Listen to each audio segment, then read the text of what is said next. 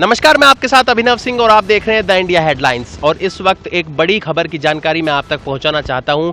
मुकेश जैन जो धर्म रक्षक दारा सेना के राष्ट्रीय अध्यक्ष हैं, वो एक अपने मामले को लेकर यानी कि कमेंट उन्होंने कुछ किया था फेसबुक पर, और आईटी टेक्नोलॉजी की धाराओं के विपरीत वो चीज़ आती है जिसके चक्कर में वो इस वक्त उड़ीसा जेल में बंद है। और इसी क्रम में मेरे साथ डॉक्टर एपी सिंह मौजूद हैं, पूरे मामले की जानकारी उनसे लेंगे। सर, क्या चल रहा है ये पूरा? देखिए, मुकेश जैन जी धर्म रक्षक दारा सेना के राष्ट्रीय अध्यक्ष हैं, हिंदू धार्मिक प्रणेता नेता हैं। चाहे बकरीद पर मुस्लिमों को द्वारा बकरा काटे जाने की उसे हत्या मानने की पिटीशन हो, चाहे दिवाली पर पटाखे रोकने की जो बात करती है सरकार उसके विरोध में चाहे उन्हें एनजीटी जाना पड़े, चाहे किसी धार्मिक व्यक्ति हैं, हिंदुत्व की बात करते हैं और इसीलिए धर्म रक्षक दारा सेना के राष्ट्रीय अध्यक्ष के रूप में हिंदुओं के लिए संघर्ष करते हैं। उन्होंने पिटीशन फाइल की सुप्रीम कोर्ट में कि कोरोना के दौरान चाहे कुछ हो ना हो, लेकिन एक निश्चित मापदंड के अनुसार जगन्नाथपुरी में श्री जगन्नाथ भगवान जी की यात्रा निश्चित मापदंडों के अनुसार होनी चाहिए। बाध्यताएं हों, सब कुछ हो, लेकिन हो। तो इस पर उनकी पिटीशन डिसमिस हो। उसके बाद उन्होंने देश के महामहिम राष्ट्रपति जी को लिखा, प्रधानमंत्री जी को लिखा, गृह मंत्री जी को लिखा, विभिन्न संस्थानों को लिखा जो उच्च संस्थान हैं, हमारे वैधानिक संवैधानिक संस्थान हैं। उनको लिखने के बाद भी नहीं उसने सफलता में, तो उन्होंने कहा हम ये जो डिसमिस हुई है हम रिव्यू पिटीशन डालेंगे और इसका हम विरोध करते हैं। और हम जो सीजेआई साहब थे उनके विरुद्ध उन्होंने, अब वो कह रहे हैं, जबकि उन्होंने कोई ऐसा कमेंट नहीं लिखा, उन्होंने कोई ऐसा व्हाट्सएप नहीं लिखा, कोई ऐसा फेसबुक नहीं लिखा, कोई ऐसा ब्लॉग नहीं लिखा, लेकिन पुलिस के मुताबिक कुछ असामाजिक तत्वों ने मिलकर उड़ीसा में बालासर और भद्रक में 2 एफआईआर रजिस्टर्ड कराई इस बात को लेके कि ये कमेंट्स कुछ बना, यानी कि कमेंट्स भी वहीं से बनाया गया, उड़ीसा में दारा सेना का चलाया गया और दारा सेना के द्वारा जो क्रिश्चियन ईसाई उसकी हत्या हुई थी उसको जोड़ा गया। उसमें इस तरह से जोड़ के पूरा मसाला बना के उसे पूरा मिर्च मसाला लगा के वो पोस्ट डाली गई, वहां से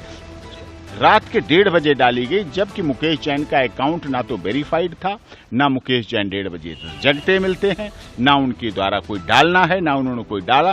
फिर उसके बाद एक और पोस्ट डाल दी गई सुबह कि हम इस पोस्ट को मना करते हैं और ये इसका पोस्ट का हमसे कोई मतलब नहीं, हम इसको पोस्ट को विड्रॉ करते हैं। देखिए पूरे तरीके से जिससे लगे इन्हीं के द्वारा डाली गई है, इन्हीं के द्वारा ये पोस्ट डाली गई। तो इस तरह से देश की अमन चैन शांति को खत्म करने का ऐसा प्रयास वहां से किया गया। और एफआईआर करने वाले भी, आपको रोकना चाहूंगा, एक तरफ आप कह रहे हैं कि वो पोस्ट फेक है, तो फिर उनकी गिरफ्तारी क्यों की गई, उनको रिहा क्यों नहीं किया गया? यही तो बात है, यही वो असामाजिक तत्व हैं जिन्होंने इस तरह का हिंदुत्व की बात करने वालों की गिरफ्तारी का प्रोपोगंडा संरक्षण करके कुछ इसमें राजनीतिक शक्तियां भी, मैं कहता हूं, मानता हूं कि खाली जिला प्रशासन या पुलिस प्रशासन स्वयं उस समय तक हरकत में नहीं आ रहा था जब तक उसमें राजनीति नहीं हुई। कुछ राजनीतिक ऐसी शक्तियां हैं, कुछ ऐसे दल है जो केवल धर्म के नाम पर राजनीति करते हैं, अशांति फैलाने के नाम पर राजनीति करते हैं। उन्होंने उनके आधार पर, देखिए एफआईआर वहां रजिस्टर्ड हुई आज, और आज ही पुलिस जल्दी और फ्लाइट से आके दिल्ली से मुकेश जैन को गिरफ्तार कर लिया गया उनके घर से, और गिरफ्तार करके फ्लाइट से ही ले जाके वहां पेश कर दिया गया। कोरोना चल रहा था, दिल्ली रेड जोन थी, क्यों नहीं उन्हें क्वारंटाइन किया गया? एक तरफ मुंबई में आईपीएस अधिकारी को क्वारंटाइन कर दिया जाता है, जो जाता आईपीएस अधिकारी अपना चेकअप करा के, और एक तरफ एक एक्यूज को, एक साधारण आदमी को, उसको क्वारंटाइन नहीं किया गया, सीधे जेल भेज दिया गया। ना अधिकारियों को दिल्ली में क्वारंटाइन किया गया, ना यहाँ से अधिकारी क्वारंटाइन। इसका मतलब क्या हुआ? तो सर, इसका मतलब मैं आपसे पूछना चाहूंगा कि आप कहना चाह रहे हैं कि दिल्ली का प्रशासन ढिलाई बरत रहा? दिल्ली का प्रशासन, देखिए उस केस में दिल्ली पुलिस ने भी एफआईआर रजिस्टर्ड की और उसमें बेल हो गई, उसमें तुरंत उनकी बेल हो गई। तो एक अगर नहीं, लेकिन सर आपके कहने का मतलब तो सीधा एमसीडी की ढिलाई भी? हाँ, एमसीडी की भी ढिलाई है, दिल्ली पुलिस की भी ढिलाई, बेल होना अलग बात है। लेकिन ये क्वारंटाइन की बात करें, अगर कोविड कोरोना की बात करें तो कोरोना तो सबके लिए है ना, पॉजिटिव निगेटिव तो सबके लिए। वहाँ पर एमसीडी की ढिलाई है, स्वास्थ्य विभाग की ढिलाई है, दिल्ली सरकार के जो स्वास्थ्य निदेशालय है उनकी ढिलाई है। सवाल पूछना चाहूंगा, वो एयरपोर्ट से आए, बाई एयर आए, कहीं छुपके तो आए नहीं। जब बाई एयर होकर निकल रहे हैं और जा भी रहे हैं तो इसका क्या मतलब? सर, एक सवाल मैं आपसे पूछना चाहूंगा कि आप बता रहे हैं कि वो फेक है पोस्ट, लेकिन जब केस रजिस्टर्ड हुए हैं तो कहीं ना कहीं जो आईटी सेल है पुलिस का, उसने तफ्तीश की होगी, फिर गिरफ्तारी उस बिना पर की गई। आप कैसे कह सकते हैं फिर इतने कॉन्फिडेंस से कि फेक है? तो दो बातें कैसे, एक चीज में दो बातें। एक, उसी पोस्ट के ऊपर दिल्ली पुलिस, जो एशिया की सबसे तेज तर्रार पुलिस है, एसपीजी कंट्रोल करती है। दिल्ली पुलिस दिल्ली को कंट्रोल करती है। दिल्ली पूरे देश की धड़कन है। यहाँ सभी राजनीतिक पद हैं, सभी संवैधानिक पद हैं, सुप्रीम कोर्ट है, राष्ट्रपति भवन है, लोकसभा है, राज्यसभा है, सब कुछ यहाँ है। वो दिल्ली पुलिस केस दर्ज करती है और बेल ले लेती है। उसी फेक पोस्ट पर बालेश्वर में पुलिस केस रजिस्टर करती है और जेल में भेजती है, भद्रक में केस रजिस्टर करती है और जेल में भेजती है। इसका क्या मतलब? आईपीसी सबके लिए बराबर, सीआरपीसी सबके लिए बराबर, ये क्या भेद हो? इसका मतलब उड़ीसा में उनके खिलाफ साजिश रची जा रही है, क्योंकि भगवान जगन्नाथ की यात्रा उड़ीसा के लिए बहुत महत्वपूर्ण थी और उड़ीसा में भगवान जगन्नाथ की यात्रा का बड़ा महत्व है। राजनीतिक दल ये सोचते हैं क्रेडिट ना ले लें, कहीं मुकेश जैन धर्म रक्षक दारा सेना के इस बात का क्रेडिट न ले लें। इस क्रेडिट के चक्कर में, राजनीति के चक्कर में उड़ीसा के करोड़ों लोगों की भावनाओं की प्रति, आकांक्षाओं के प्रति मुकेश जैन ने सुप्रीम कोर्ट में पिटीशन डालकर, याचिका डालकर काम किया, अच्छा काम किया, धर्म सम्मत काम किया, धर्म की रक्षा का काम किया, अपने संगठन धर्म रक्षक के नाम के आधार को बनाया, अपनाया। और ऐसा वो उन्होंने पहली बार नहीं किया। वो सुप्रीम कोर्ट में कई केसों में पेश हो चुके हैं, नेशनल क्राइम ट्रिब्यूनल के कई केसों में पेश हो चुके हैं और बराबर संविधान को मानने वाले। सवाल पूछना चाहूंगा कि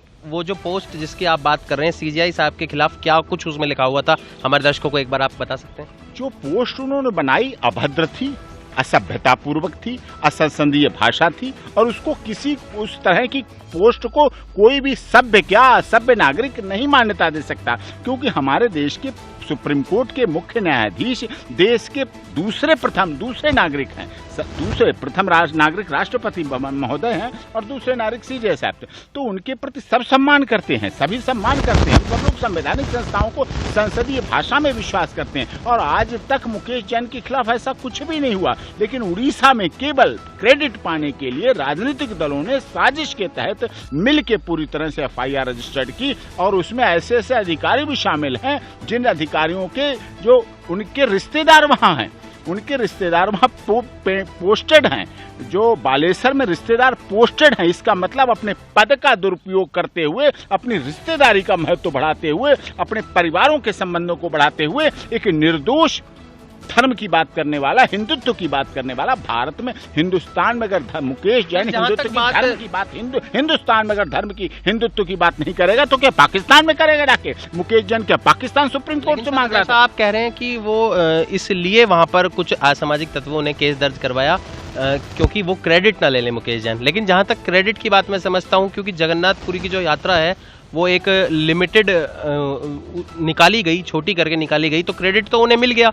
तो फिर अब किस लिए वहां पर उनकी बेल नहीं हो पा रही है? वो क्रेडिट उन्हें नहीं मिला, और जिसमें कि वो कह चुके हैं कि वो फेक पोस्ट है, हमारे इससे कोई लेना देना। वो क्रेडिट उन्हें, मुकेश जैन को मिला जनता की नजर में, लेकिन राजनेता समझ रहे हैं कि अगर ये यहाँ खुले घूमेंगे, खुले आएंगे, खुले जाएंगे, लोग इनका सम्मान करेंगे, अवार्ड देंगे, मान सम्मान देंगे, इनकी यात्रा निकालेंगे, इनके सम्मान में समारोह करेंगे, तो इससे तो उनकी राजनीतिक छवि गिरेगी। इसलिए उन्हें जेल में रखो, अपराधी बनाओ, दोषी बनाओ, जेल में टॉर्चर करो, हरेसमेंट करो, झूठा केस बनाओ, लेकिन वो ये भूल जाएं मेरे पास वो लकूमा है कि मैं वो सारे केस सुप्रीम कोर्ट में एक पिटीशन डालूंगा, सुप्रीम कोर्ट में एक पिटीशन फाइल करूंगा, जिस आधार पर जितने केस और भी वो लगा लें उड़ीसा में, सारे केस दिल्ली ट्रांसफर कराऊंगा। तब पता चलेगा सच का सच, झूठ का झूठ, जब वो शिकायत करता, क्योंकि उन केसों के शिकायतकर्ता प्रोफेशनल है, हैबिचुअल है, इस तरह की शिकायतें करते रहते हैं, राजनीतिक साजिश का शिकार हुए मुकेश जैन। तब जब सुप्रीम कोर्ट से यहाँ केस ट्रांसफर होकर आएगा, तब सबको दूध का दूध पानी का पानी पता चलेगा। तो ये थे हमारे साथ डॉक्टर एपी सिंह, जिन्होंने हमें बताया कि किस तरह से